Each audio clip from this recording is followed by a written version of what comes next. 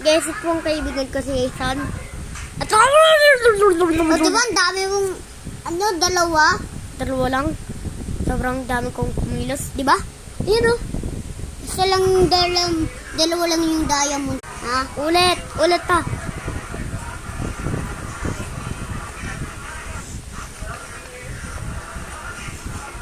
Dito pa. Ulit pa. Kaya nga. Daming diamond. Sige, kuhanin mo yan.